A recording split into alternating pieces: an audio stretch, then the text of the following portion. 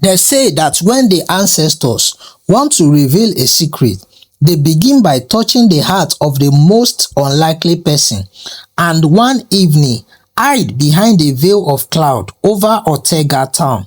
A billionaire named Chief Gideon Tony watched a poor girl with sad facial expression kneel beside his late son memorial stone, crying as if the boy had been her own brother. He had come alone, seeking quiet, yet the gods gave him a mystery. The wind was still, the tree held his breath, even the crickets muted their song as the girl sank into the soil. "Forgive me, I don't know it will end this way." Chief Tony was shocked. "Forgive? Know what? How did she know my son's name?" The girl didn't see him yet. She sobbed like someone who carried a wound deeper than poverty and sharper than grief. As her tears touched the earth, the memorial flame those stirred by the spirit. Then, just for a moment, Chief Tony swore he heard a sound from the ground, a voice like his son's voice. Before he could speak, the girl looked up, and the moon, as if commanded by unseen hand, slipped out of the cloud, bathing her face in silver light. Because the girl's eyes, red and swollen from tears, were the exact shape, shade, and fiery intensity of his late son. It was then he realized this was no ordinary girl, and she was hiding something that could break the world he thought he understood. Chief Tony was a man people feared and admired in equal measure. He owned estates across the nation, businesses, and political influence strong enough to silence anyone, but he could not silence his grief. His only son, Sunday, had died 5 years earlier under mysterious circumstances, a fire, a locked room. For years, the chief believed it was an accident, but the girl's word reopened questions he could not answer. The girl, still unaware he was being watched, placed her palm gently on the capstone, her voice shaking. "You should have lived. You should have told your father the truth." Chief Tony stepped forward. "Which truth?" he demanded. The girl stomped around, stilled before the imposing presence of the billionaire. She quietly bent to her knee, pressing her forehead to the ground. "I am sorry, sir. I didn't know anyone was here." You know my son," Chief said. "You speak as if you knew him deeply." The girl swallowed hard but stayed silent. "What is your name?" "Faith, sir." "Faith." He tasted the name, searching memory. "Why are you at my son's memorial?" She hesitated, then said, "Because I owe him and I owe you the truth." Chief heart beat faster. "Stand up," he commanded. She rose slowly, but she held herself with dignity that startled him, a dignity forged in suffering. Then she said something that made the chief's skin prickle. "Your son saved my life and left the earth because of it." Chief Tony staggered back. "What nonsense is this? My son left this earth in a fire." "No, sir," Faith said. "He left this world protecting me." The wind rose suddenly around them like restless spirits. Faith continued, but voice shaking. "I was only 15. My mother had fallen sick, strange sickness that defied every herbal remedy. They said she was cursed by the river goddess, but said only a sacrifice could save her. She stopped to wipe her tears. My uncle, he wanted to use me as a sacrifice." Chief breath caught. Faith went on. "He locked me in an abandoned house near the bush. That night, your son passed by." Chief, Sunday, as painful memories stabbed him. "He broke the door and helped me escape, but my uncle returned with men from the Green Moon Society. They chased us. We ran into your son's private cottage, the one behind the hill. Chief Neil wakened. The cottage, the fire, the locked door. Faith's next word came like thunder. Your son locked us inside, not because he wanted to hide, but because he wanted to protect me. He knew those men would kill me. Her voice cracked. They set the cottage on fire. He tried to break the window for us to escape, but the spirits had marked the place. They wanted the soul. They wanted mine. He pushed me through the broken window, but he could not come out. Chief's heart shattered all over again. His son left this world not by accident, but saving a stranger. Faith fell to the ground, sobbing. I have lived without guilt for 5 years. Chief could not hold his breath, but the night was not done with him. A sudden gust of cold air sprinkled around them. The memorial flame, normally steady, fly tall and blue. Faith screamed. Chief Tony stumbled back. From the flame center rose a faint, broad shoulder, familiar and with spiritual energy. Chief shouted, Sunday, Faith, the spirits are listening. The figure outline flickered. Then the memorial pledge under their feet began to vibrate. In a voice like a wind passing through bamboo leaves, the spirit murmured, Father, listen to her. Faith fell, face down. Chief collapsed to his knee, tears burning his eyes. The flame shook to normal, but the air remained changed with ancestral presence. Faith looked up. Your son's spirit has been restless. He cannot cross fully unless the truth is known and unless the justice comes. Justice for who? Chief said. For me, for him, and for the town, Faith answered.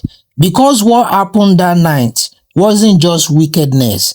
She paused, eyes haunted. It was a ritual to awaken something ancient. Faith continued. The Green Moon Society is older than the town. They worship the spirits that sleep under the land. They believe sacrificing a poor soul, awakening wealth and power. Chief voice hardened. I know of them. Old rumor, nothing concrete. No, Faith said, they are real, and your son interfered with one of their ritual. Chief felt the ground shift under him. They wanted to use me as a sacrifice when Sunday saved me. They decided to take him instead, but the spirit refused. Because he was a chosen child. Chosen? Chief frowned. Faith nodded. Your son carried a light everyone saw it but you. Chief felt a twist in his heart. She continued. When they realized his soul could not serve their ritual, they burned the cottage, hoping to destroy the evidence. They reported it as an accident. Chief clenched his feet. Give me their names. Faith looked worried. I cannot. They are powerful. Some sit in high places. Some are your business partners. Some are chief. But there is one man who leads them, the one your son feared the most. Who? Chief asked. Faith mentioned the name, and Chief Tony felt his entire world shift. Chief Best, his closest friend, his advisor, his son's supposed mentor. Chief Tony staggered. Faith continued. Your son tried to tell you the truth once, but Chief Best threatened him. That's why he kept quiet. That's why he built the cottage, his safe place. That's where he hid the evidence. Chief breath shortened. Evidence. Faith nodded. Yes, he kept a journal, a charm, and a carved serpent idol. They are still there, buried under the cottage ruins. Faith added, and the serpent spirit is still awake. Strange thing will soon begin in the town. Before Chief could respond, the earth under the memorial shattered lightly. The wind stopped. Far away, the moon dimmed again. Faith clenched her chest. They are coming. Who? The Watcher, the spirit that guides the Green Moon Society. Chief grabbed her waist. We must leave. Come with me now.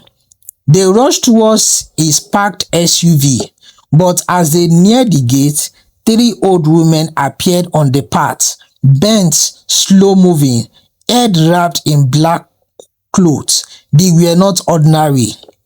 Faith shocked. The Ogina of Agbo, the white-eyed woman, they see through the world. One of the women raised her face. Her eyes were completely white. She pointed a finger at Faith. You carry a confession that was not meant for mortal ear. Faith hid behind Chief. Chief stepped forward. I am Chief Tony. If you threaten her, the woman hissed. We do not threaten, we warn. Truth buried for 5 years must stay buried. Chief asked why. Another woman spoke. Because when the truth rise, the serpent will rise too. Move, he commanded. The woman stepped aside slowly, talking in a language older than the town itself. As Chief and Faith rushed into the SUV, the women vanished, melting into the shadow as though they had never existed. Chief drove through with shaking hands. Faith spoke softly. There is more, sir. More. Your son was chosen from birth. The serpent spirit feared him. That is why the society wanted him gone. Why fear him? Chief said. Because your son was destined to end their power. Chief's chest tightened, and now he asked. Faith looked at him. That destiny has shifted to you. As Chief Tony drove, the wind beat against the SUV window as though invisible palms were striking its warning, pleading, urging him to turn back, but he kept going, heart pounding with a new and dangerous purpose. Beside him, Faith stared ahead as if she could see spirits walking on the road. Sir, she said, once you choose this path, nothing will remain the same. Not your life, not this town, not your soul. Then let the change come, because if my son left for something, I must finish what he started. They reached the overgrown hill behind the town, where the remains of Sunday's secret cottage still stood, dark, half swallowed by creeping vein. When Faith stepped out of the SUV, her leg trembled. Memories hit like a slap. The heat, the smoke, Sunday forcing her out of the window, choosing to go so she could leave. Chief approached the run slowly. The silence was too deep, too deliberate. Faith swallowed hard. The journal should be buried under the floor tiles. Sunday hid it before they came. Chief knelt and pushed aside broken plank. Under the ash and rubble, he found a single cracked tiles, loose. He lifted it. Under it lay a small leather-bound journal wrapped in red cloth, a short blade forged from an unaware melter, and a small wooden idol carved in shape of a serpent with 7 eyes. The idol paused faintly as though it breathed. Faith stepped back instantly. Don't touch the idol, she whispered. But Chief had already reached the journal. The moment his finger brushed the cover, the ground shook, leaves rustled, although no wind blew. The serpent idol's eyes flew with a dull glow.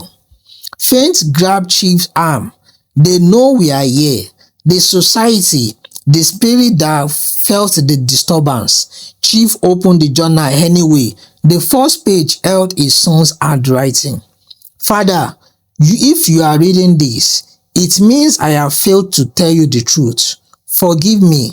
Some truths can be gone before they save. His hand was shaking. The second page was worse.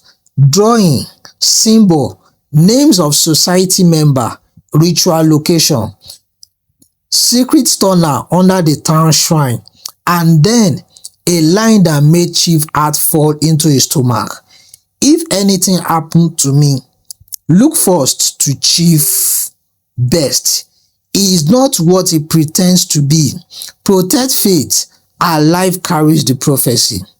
Before Chief could read further, a deep rumbling groan rose from under the hilt, the serpent idol. Faith screamed, "We must leave here now." But it was too late. The ground split open. A burst of cold air shot upward. Carrying with it is a low, ancient hiss. Chief grabbed Faith's hands and they ran. Behind them, a shadow rose from the crack, long, with 7 faintly glowing eyes. The serpent spirit had awakened. Chief and Faith rushed to the SUV, breathless. Chief fumbled with the key while Faith stared in terror at the hill.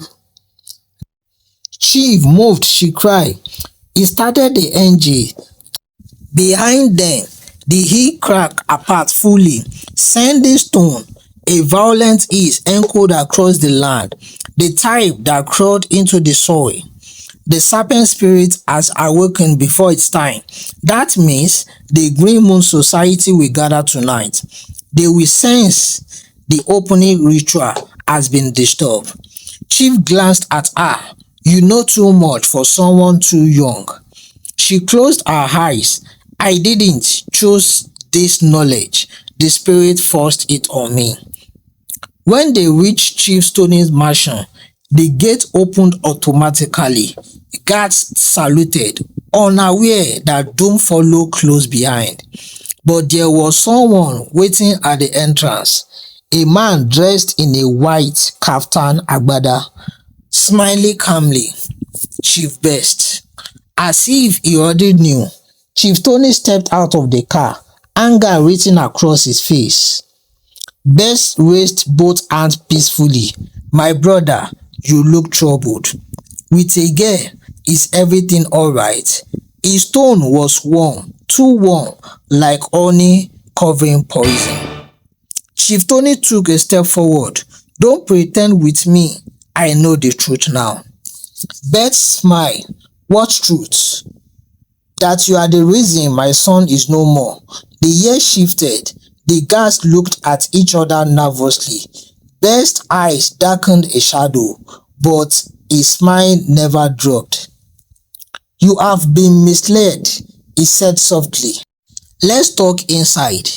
"No, I will not enter a room with a snake."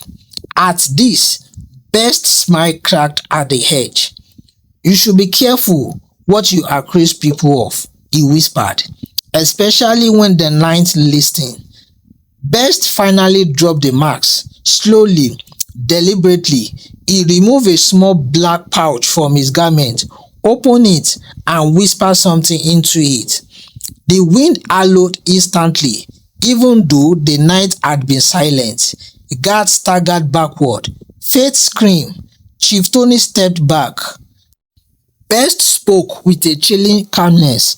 "Since you have chosen to stand in the way of the awakening, we must remove you." He blew the powder into the air. The world went dark. Chief Tony opened his eyes to find himself standing in a vast void. Neither land, nor sky, nor water. Just endless darkness, lit by Faith's golden flame flaunting like fireflies. Faith was nowhere to be seen, but in front of him, a figure wearing ancient regalia and carrying staffs of light. The ancestors. One stepped forward. "You have walked into a wall between the light and the deep," the spirit said. "We have waited for you." Chief fell to his knee. "Great One, was my son chosen?" "Yes," the spirit replied. "He was born with fire in his soul, but the serpent spirit feared his destiny and sought to silence him." "Why didn't I see it?" he tried to tell me. The parents, blinded by wealth, often overlook the silent cry of a child. Chief bowed his head, shame rippling through him. Another ancestor spoke. Your son did not die in vain. His sacrifice shifted the prophecy. The power to end the serpent reign now rests with you and with the girl. Faith, Chief asked. They nodded. She is marked by faith. Her soul carries the key to sealing the serpent, but she cannot do it alone. You must protect her. Unite your strength. Chief swallowed hard, but best is powerful. The ancestors raised their staffs. Power without righteousness is a dying flame. His end has already begun. Chief lifted his head. What must I do? The spirit pointed behind him. A glowing path appeared. Walk, reclaim your strength, fight, protect the prophecy. The darkness cracked apart and Chief jotted awake. He awoke inside his mansion, breathing heavily, felt knelt beside him, tears in his eyes. Sir, I thought you've gone. He sat up slowly. What happened? Best attack us with the dark power, but your ancestor protected you. I don't know how, but his spell rebounded and he fled. Chief stood. He felt different, stronger, charged, as though fire burned in his vein. He looked out the window. The society is gathering. They want to complete the ritual tonight. If they do, the spirit serpent will take physical form. Not while I breathe. We must go to the shrine. Your son's journal explains something important. We need the seventh seal. The what? Chief asked. The only charm that can bind this serpent spirit forever. Sunday hide it. Where? In your own house, sir. He gave it to someone you trust. Chief stomach twisted. Who? Faith looked at him with fearful eyes. Your wife. Chief breath caught in his throat. My wife? That's impossible. Faith shook her head. She has kept it secret all these years. Sunday trusted her. She protected the seal from the society, but she has also been hiding something else. Chief asked, what else? But before she could answer, a loud echo from the inside. They rushed towards the living room. They chandelier widely as if spirits were springing from it. A figure stood in the hallway. A woman, still perfectly composed, Chief's wife. But her eyes were glowing faintly, blue ancestral energy struggling inside them. She has been touched by the ancestors. She has been waiting for this night. She stepped closer. Her voice echoed with two-tone, harsh, and another layer beneath it. For 5 years, I have carried a truth too heavy for one's heart. Tonight, we settle all debt. Chief stepped back. Nena, what have you done? She opened her palm. A small glowing charm lay inside, beautiful, ancient, carved with symbol of the 7th stripe. Faith fell to her knees, the 7th seal. Sunday gave it to me the night he left this world. He told me to protect it at all costs. He knew the town was in danger. He knew he might not survive. Chief's throat tightened painfully. She continued. The society came for me 2 nights after the fire. I escaped only because the ancestors hid me. That day, I vowed to finish what our son started. Faith stepped forward.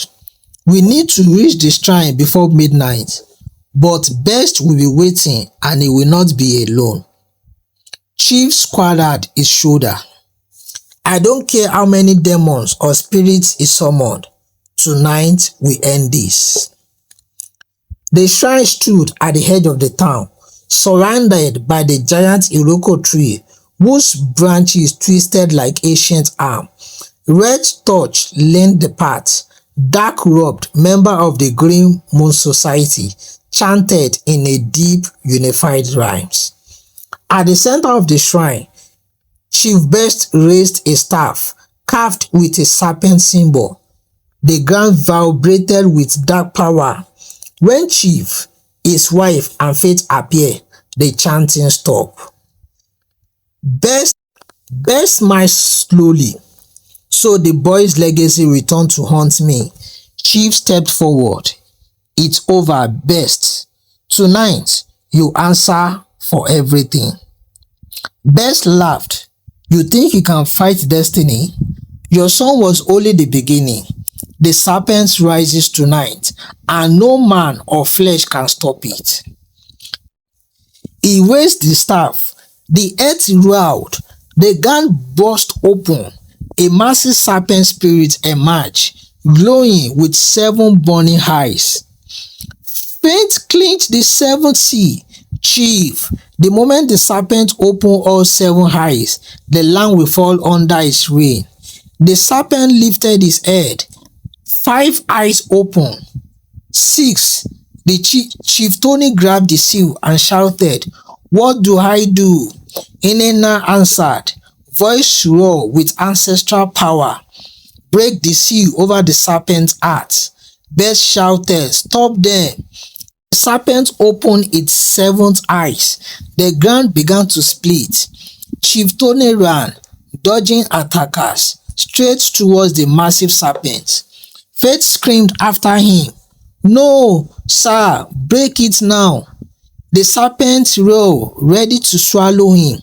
With a scream of grief and love, Chief Tony slammed the 7th sea against the serpent spirit's chest. A blinding explosion of light followed. The serpent, in pain, its body dissolved into particles of blue fire. The society member fell to the ground, screaming as their power drained. Chief Best staggered backward, choked. "No, no, my destiny." The light consumed him, burning away the dark power he relied on. Then silence. The shrine glowed faintly. The serpent spirit was gone. It was over. Chief Tony collapsed. Faith and Inanna rushed to him. He was alive, but barely conscious. A soft wind blew, and then a figure appeared behind them. Sunday spirit. Peaceful, smiley, free. Chief reached out weakly. "My son." Sunday knelt, placing a glowing hand on his father's shoulder. "You have done well, Papa. The town is safe." Inanna wept silently. Sunday looked at Faith. "You kept your promise. Thank you." Faith hallowed her head. Sunday stood. The ancestors called him now. Chief held his breath. "Will I see you again?" "In dream," he whispered, "and in truth I never left you." He faded into the wind. A faint whisper lingered. "Live well, Father, protect her." Faith stayed at the mansion temporarily. Chief approached her gently. "You said earlier my wife was hiding something else. What do you mean?" Faith hesitated. Inanna stepped forward. "It is time he knows." Faith nodded. "Sir, I'm your niece."